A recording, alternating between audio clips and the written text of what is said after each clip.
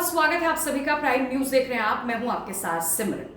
आज हम बात करेंगे बिहार के चुनाव को लेकर। बिहार में इसी साल के अंत में विधानसभा चुनाव होना है, लेकिन अभी से ही मानिए चुनावी शोर जो है वो शुरू हो चुका है।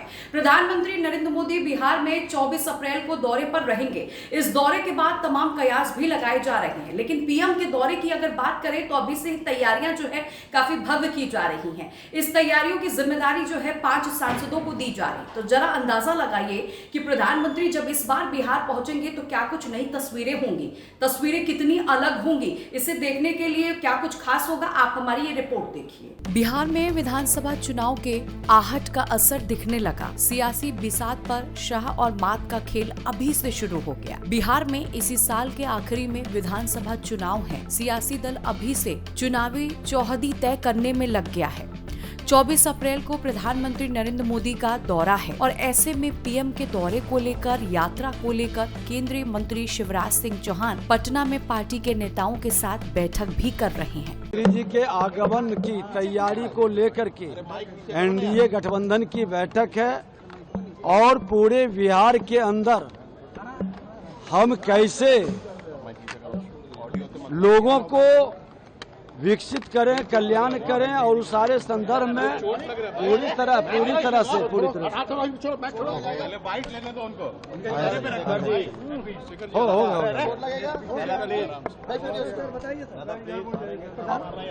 ये एनडीए की बैठक में सभी लोग प्रधानमंत्री जी के कार्यक्रम की तैयारी है और लगभग 10 विधानसभा क्षेत्र इसके अंदर कवर हो रहे हैं और ये पंचायती राज व्यवस्था, ग्रामीण विकास विभाग, ये तमाम विभाग की योजनाओं की कहीं न कहीं जनता के कार्यों में उनकी उपयोगिता, सहभागिता और प्रधानमंत्री का मार्गदर्शन बिहार के लिए बड़ा लाभकारी होगा, कल्याणकारी होगा। ये प्रशांत किशोर कल जिस तरीके से रैली की उसको लेकर क्या कहेंगे? देखिए, लोकतंत्र में सबको रैली करने का अधिकार है। अभी जैसे जैसे चुनाव आएगा, कई पार्टी आएंगे, सब लोग रैली करेंगे, लेकिन अब बिहार को जरूरत है सत्ता के लिए नहीं, सुशासन के लिए, विकसित बिहार के लिए, बिहारी के सम्मान के लिए। मुख्यमंत्री कौन होगा इंडिया का? ये आप लोगों का प्रश्न का जवाब एक बार नहीं कई बार मिला है और बार ये प्रश्न वही उठाते हैं जिसको कहीं न कहीं मन के अंदर द्वंद्व या नकारात्मक भाव रहता है। देश के यशस्वी प्रधानमंत्री जी बिहार आ रहे हैं और उसकी तैयारी की बैठक है। पूरा एनडीए मिलकर आदरणीय प्रधानमंत्री जी के कार्यक्रम को सफल बनाने का काम करेंगे और हम लोग आदरणीय शिवराज जी से भी आग्रह करेंगे कि पिछले बार प्रधानमंत्री जी आए थे तो उनको 8 लाख पक्के मकान बिहार के गरीबों को देने का काम किया था। इस बार भी आग्रह है कि 5 लाख हमारे लिस्ट में बचे हुए हैं। 13 लाख पक्के मकान गरीबों को देने हैं और नया लिस्ट भी हम बनाने का काम कर रहे हैं, लेकिन 5 लाख जो पक्के मकान देने हैं उसके लिए भी विशेष तौर पर आग्रह कर रहे हैं कि बिहार को देने की कृपा करें। चुनावी आगाज है क्या तो प्रधानमंत्री के आगमन के लगातार आदरणीय प्रधानमंत्री जी अभी 2 बड़े कार्यक्रम कर चुके हैं और आगे भी कई कार्यक्रम करेंगे। आप देख रहे होंगे इस प्रदेश में एम्स के निर्माण के लिए, बीच में आपने देखा कि किसान सम्मान निधि जब देश में लगभग 10 करोड़ से अधिक लोगों को देने का काम किया गया, बिहार आए, कई चीज़ों का शिलान्यास और उद्घाटन भी करते हैं। अभी कई सौगातें हमें मिली है, चाहे वो इरिगेशन का मामला हो, फ्लड से जुड़े हुए हो या एयरपोर्ट्स के मामले हो, और आगे भी कैसे विकसित बिहार हो, देश कैसे विकसित हो, इसकी पूरी कल्पना पर एनडीए काम कर रहा है। बिहार के नौजवान बाहर नहीं जाए, इसकी पूरी चिंता सरकार कर रही है। आपने देखा कि उद्योग के लिए भी किस तरह 1,80,000 करोड़ का इन्वेस्टमेंट बिहार आने का काम किया। इसलिए पूरी तरह प्रधानमंत्री जी का पूरा सहयोग है और लगभग 40,000 करोड़ रुपया भारत की सरकार के पीएसयू से हमने एमयू किया है।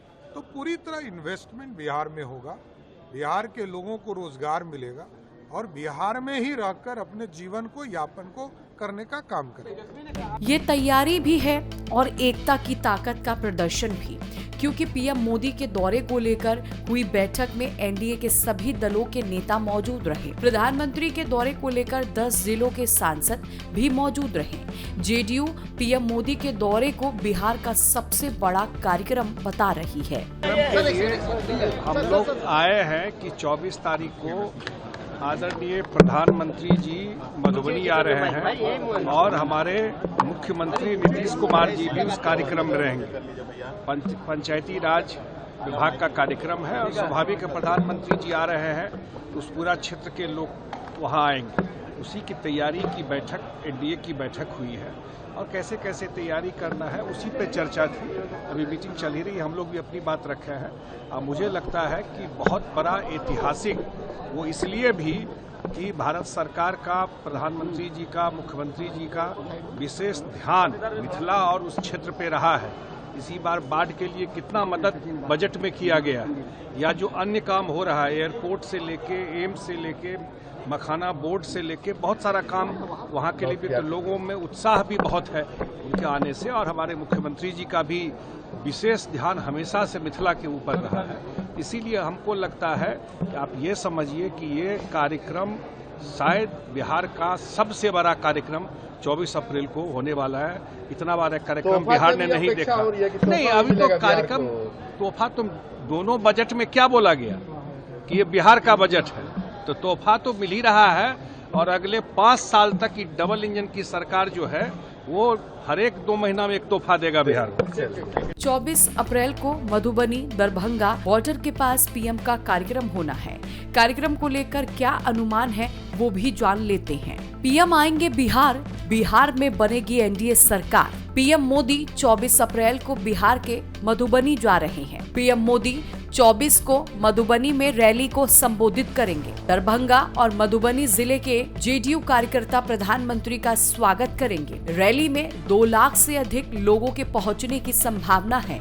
पीएम मोदी के बिहार दौरे को लेकर पूरा एनडीए उत्साहित है। एलजेपी रामविलास के सांसद संभावी चौधरी ने तो इस चुनाव के बाद आरजेडी के खात्मे तक की भविष्यवाणी कर दी। प्रधानमंत्री जी ऐसा नहीं है कि वो पहली बार बिहार आ रहे। बिहार उनकी प्राथमिकता है। लोकसभा चुनाव के दौरान भी वो लगातार आते थे और लोकसभा चुनाव खत्म होने के बाद भी वो आए हैं। और अब चुनावी वर्ष में हम लोग एंटर कर गए तो वो भागलपुर भी आए थे, अब वो मधुबनी आ रहे हैं। और उनके कार्यक्रम को कैसे ऐतिहासिक बनाना, कैसे सफलतापूर्वक उनका कार्यक्रम हो, इसके लिए सारे जनप्रतिनिधि आज बैठक किए। एनडीए का लगातार बैठक चलते रहा है, अलग अलग जिलों में कार्यकर्ता बैठक हुआ है।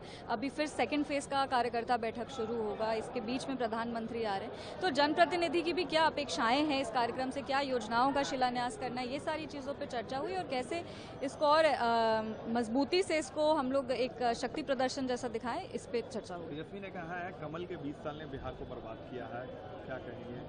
उनके पास अभी ये सारी चीज़ें बोलने के अलावा है क्या? हम हमेशा कहते हैं कि राजनीति में वो विपक्ष है, कुछ तो वो भी बोलेंगे। उनके पास बोलने के अलावा तो कुछ है नहीं अभी करने को। और वो ये सारी जो भ्रमित बातें वही कर सकते हैं, क्योंकि उनके पास कोई फैक्ट्स नहीं और कोई डेटा नहीं है अपने बातों को प्रूव करने का। वो कोई भी योजना पे बात नहीं करेंगे, वो कभी भी किसी फैक्ट पे बात नहीं करेंगे, क्योंकि उनको पता है कि जब फैक्ट्स पे वो बात करेंगे, जब वो डेटा पे बात करेंगे, तो उन्हीं का जो उनकी जो बिहार की स्थिति उन्होंने बनाई थी उसी का पर्दाफाश होगा। तो वो ये सारी जो भ्रमित बातें हैं वो करना चाहते हैं। वो पहले भी यही बोले थे कि लोकसभा चुनाव में एनडीए मजबूती से वापस नहीं आया, पर लोकसभा चुनाव में एनडीए बाउंस बैक किया। उसके बाद उपचुनाव हुआ, उसमें भी एनडीए बाउंस बैक किया। और अब विधानसभा में हम पूरी तरीके से गारंटी के साथ कह सकते हैं कि आरजेडी इस विधानसभा चुनाव के बाद खत्म हो जाएगी। एक आखिरी सवाल, प्रशांत किशोर ने कहा है नवंबर में नीतीश कुमार का पॉलिटिकल फ्यूनरल कर देंगे। प्रशांत किशोर जी जो है उनको खुद मतलब एक कह सकते हैं ना कि वो अपनी असफलता को अपने बयान के पीछे छुपा रहे हैं। वो ऐसा बयान दे रहे हैं, पर हमने लगातार देखा है कि वो लगातार जितनी भी रैलियां कर रहे हैं, जितना भी काम वो कर रहे हैं, वो असफल हो रहे हैं। तो कहीं ना कहीं उनको अपनी पॉलिटिकल स्ट्रैटेजी पे ध्यान देना चाहिए और जो हम लोग कर रहे हैं उस पर कम ध्यान देना चाहिए। एक तरफ जहां एनडीए एकता का हुंकार भर रहा है, तो वहीं दूसरी तरफ विपक्षी गठबंधन में सब कुछ ठीक ठाक नहीं है। कांग्रेस अब आरजेडी से सतर्क और सचेत हो गई है। कांग्रेस सभी 243 सीटों पर अकेले चुनाव लड़ने की तैयारी में है। राजद अपनी ही सहयोगी पार्टी कांग्रेस से तालमेल नहीं बिठा पा रहे। केंद्रीय मंत्री चिराग पासवान भी महागठबंधन के अंदर वर्चस्व की लड़ाई पर तंज कस रहे हैं। बिहार में एकदम ताबड़तोड़ जो चल रहा है, जो आरोपों की बौछार लगा रहे हैं, बड़ी एक्टिव हो गई है। बिल्कुल एक्टिव हो गई है और वर्चस्व की लड़ाई पे है आज की तारीख में कांग्रेस। और ये वर्चस्व की लड़ाई गठबंधन के भीतर ही चल रही है। ये जो आंख दिखाई जा रही है और जो सवाल पूछे जा रहे हैं, ये आंख राजद को ही दिखाई जा रही है और ये सवाल भी राजद से पूछे जा रहे हैं। पलायन को लेकर जो कांग्रेस की चिंता है, वो चिंता हम सब की भी है। और उस चिंता की शुरुआत कहां से हुई? याद करें 90 का वो दशक। हर वो युवा जो आज की तारीख में संभवतः मेरी उम्र का होगा या मुझसे ज्यादा उम्र के होंगे, या वो बुजुर्ग जिन्होंने 90 के दशक का वो दौर देखा, उनको आज भी वो याद होगा कि किस तरीके से पीढ़ियां बर्बाद हो गई, पीढ़ियां मजबूर हो गई बिहार छोड़कर दूसरे राज्यों में, दूसरे देशों में जाने के लिए। क्यों? क्योंकि 90 के दशक में जिस तरीके से जंगल राज का माहौल राजद की सरकार में बना दिया गया, जहां आए दिन अपराध, बलात्कार, लूटमार, डकैती, दुकानें दिन दहाड़े लूट लेना, व्यापारियों की हत्या कर देना, ये एक आम बात बन गई थी। जिस तरीके से उस वक्त आम बिहारियों ने भयभीत होकर यहाँ से पलायन करना शुरू किया, उनकी आंखों में वो दुख आज भी दिखाई देता है। जब दूसरे राज्यों में या जब विदेशी दौरों पे जब मैं बिहारी डायस्पोरा से इंटरेक्ट करता हूँ, उनको तकलीफ है कि उसके बाद उनकी आने वाली पीढ़ियां कभी बिहार वापस लौट के जा ही नहीं पाई। मैं इतना धन्यवाद जरूर मुख्यमंत्री नीतीश कुमार जी का दूंगा कि उन्होंने अपने कार्यकाल के दौरान कम से कम उस नींव को तैयार किया, जिसको आने वाले समय में बिहार विधानसभा चुनाव के बाद प्रधानमंत्री नरेंद्र मोदी जी की सोच वाली सरकार के संरक्षण में अब उस व्यवस्था को और इतना मजबूत किया जाएगा कि न सिर्फ पलायन रुकेगा, बल्कि रिवर्स माइग्रेशन भी अब हम लोग शुरू करवाएंगे। वो लोग जो पलायन करके दूसरे राज्यों में गए हैं या दूसरे देशों में गए हैं, कैसे वो वापस अपने प्रदेश, अपने बिहार में वापस आए, ये व्यवस्था भी तैयार की जाएगी। पर कांग्रेस जो इस विषय को उठाकर आगे बढ़ने का काम कर रही है, कहीं ना कहीं कांग्रेस और राजद के बीच की दरारें अब देखने को मिल रही हैं। मैं ये मानता हूं कि विधानसभा चुनाव आते आते तक महागठबंधन पूरी तरीके से धराशायी होगा। कांग्रेस वर्चस्व की लड़ाई में, और पहले भी कांग्रेस अलग से चुनाव लड़ चुकी है। 2019 का लोकसभा का चुनाव हम लोग देखें, उस वक्त भी कांग्रेस ने अलग चुनाव लड़ने का कार्य किया। मैं मानता हूं कि विधानसभा के चुनाव आते आते तक कांग्रेस राजद के मतभेद इतने बढ़ेंगे कि ये लोग अलग होकर चुनाव लड़ेंगे। बहरहाल लड़ते हैं नहीं लड़ते हैं, ये इनकी चिंता का विषय है। एनडीए इतना मजबूत और इतना तैयार है कि अगले चुनाव में हर बार से ज्यादा सीटें जीतकर इस बार हम लोग एनडीए की सरकार बनाएंगे। 225 से ज्यादा सीटें इस बार एनडीए गठबंधन जीतने जा रहा है। विपक्षी गठबंधन में दरार की खबरों ने उस वक्त और जोर पकड़ लिया जब राहुल गांधी बिहार पहुंचकर कन्हैया कुमार की पदयात्रा में शामिल हुए, लेकिन गठबंधन के अपने किसी भी सहयोगी से नहीं मिले। इधर बिहार में एनडीए की ताकत जमीनी स्तर पर दिखाई दे रही है। ऐसे में पीएम मोदी का बिहार दौरा विपक्ष के मनोबल को धराशायी करने का काम कर सकता है। प्रधानमंत्री नरेंद्र मोदी जब भी बिहार के दौरे पर होते हैं, वो कई बड़ी सौगातें देते हैं। तो उम्मीद ये भी है इस बार कि जब पीएम पहुंचेंगे तो क्या कुछ खास बिहार को देंगे। और सवाल ये भी है कि क्या प्रधानमंत्री के दौरे के बाद जो तस्वीरें निकलकर सामने आ रही थी, जो उम्मीद जताई जा रही थी कि शायद इस बार एनडीए जो है सीएम चेहरा जो है वो बदल दे, यानी नीतीश कुमार के बेटे को नया मौका दिया जाए, या फिर राजस्थान वाली ही पॉलिसी निभाई जाएगी, या मध्य प्रदेश वाला ही फॉर्मूला निभाया जाएगा। तो ऐसे में तमाम सवाल है। और सवाल ये भी है कि जिस तरह विपक्ष इस बार हमलावर नजर आ रहा है, विपक्ष जो है नीतीश कुमार को बीमार मुख्यमंत्री कह रहा है, तो क्या बिहार की जनता इस बार बाहर चाहती है? क्या बिहार की जनता ये चाहती है कि इस बार परिवर्तन हो? तो क्या सवाल ये भी है कि क्या एनडीए की वापसी इस बार बिहार में होगी? और ऐसी ही जानकारी के लिए आप देखते रहिए प्राइम न्यूज। नमस्कार।